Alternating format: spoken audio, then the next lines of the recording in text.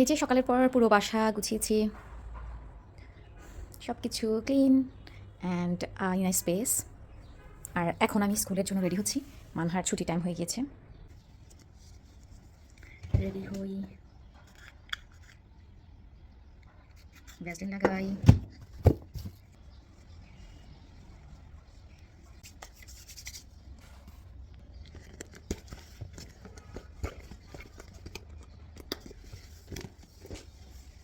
এক ফোন,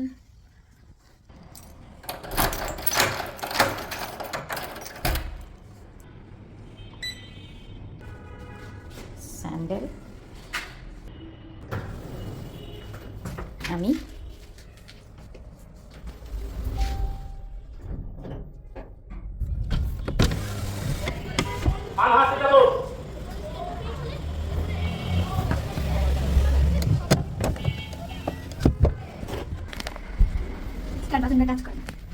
কাজ করে না। নো, কাজ করে না।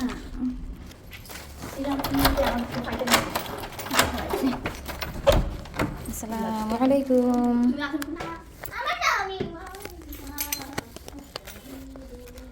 বাসায় ঢুকে মানহার জন্য নাস্তা রেডি করে ওকে খেতে দিয়ে দেন আমি সবজিগুলো কেটে নিচ্ছি।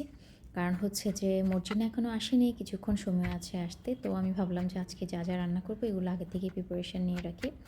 আর মর্জিনাকে দিয়ে আজকে এক্সট্রা কিছু করাবো না, সেই কারণেই চিন্তা। আর আমি গত এক সপ্তাহ ধরে, মানে গত সপ্তাহ পুরোটা এই সপ্তাহ ধরেই আমি ঘর ক্লিন করছি। আসলে শর্মি চলে যাওয়ার পর, সব মেহমান চলে যাওয়ার পরে আমি ঘর ক্লিন শুরু করেছি এবং পর্দা একদম ডিপ ক্লিনিং করছি। পর্দা থেকে শুরু করে সব কিছুই ক্লিন করে নিচ্ছি, যাতে আমার এই শীতের আগে মোটামুটি বাসায় ওঠার সময় পর্দা মানে ক্লিন করে লাগানো হয়েছিল। দেন এখন যদি একেবারেই ক্লিন করে ফেলি তো আমার আর ঈদের আগে এই ঝামেলাগুলো আর করতে হবে না। আর শীতের আগেই আমার একটু ক্লিন করতে ভালো লাগে, পরে শীতের পরে আরেকবারও ক্লিন করে থাকি। তো তরকারিগুলো কেটে গুছিয়ে নিচ্ছি। ইন্তিসার আজকে 12:15 স্কুল ছুটি, আমি আর ওকে আনতে যাব না, ওকে ড্রাইভারে নিয়ে আসবে। দেন আমার সব গোছানো শেষ। বাসায় কিছু টুকিটাকি কাজ আছে, গোলমরিচ শেষ হয়ে গিয়েছে, সেটাকেও পিস করে নিচ্ছি গ্রাইন্ডারে।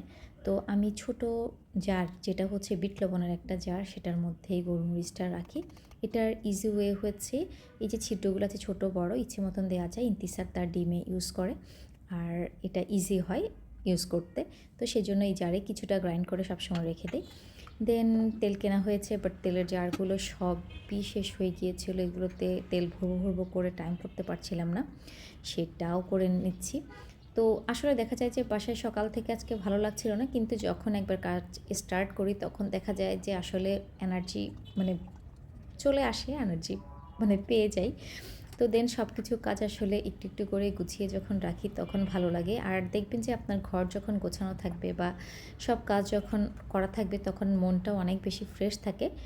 তো এইভাবে আমি এই টুকটাক করে কিছুদিন পর পরে কাজগুলো গুছিয়ে নেই। আর পরিষ্কার পরিচ্ছন্নতা সবসময় ট্রাই করি, এটা ডেইলি আমার কিছু উইকলি কাজ, সেগুলোই মানে সেভাবেই করে থাকি টাইম করে করে। দেন আমি আমাদের পাপোশগুলোও এর মধ্যে সবগুলো ধুয়েছি, নতুন পাপোশ দিয়েছি। আর সবগুলো পাপোশ এরকম আমি জারে রেখে দিই, এতে ময়লা তেলাপোকা বা কোনো রকমের নোংরা এলোমেলো হওয়ার চান্স থাকে না। এরপর তো রান্না করলাম, সব কিছু গুছিয়ে রান্নাঘরটা ভালো করে ক্লিন করে এরপর মুছে তারপর ডিপ ক্লিন করে নিচ্ছি। তো এই তো আমার হয়ে গেল রান্নাঘর পরিষ্কার। আর এরকম পরিষ্কার পরিচ্ছন্ন গোছানো থাকলে আমার মনটা অনেক বেশি ভালো লাগে। কার কার এরকম ভালো লাগে। এই তো আজ এই পর্যন্ত, আল্লাহ হাফেজ।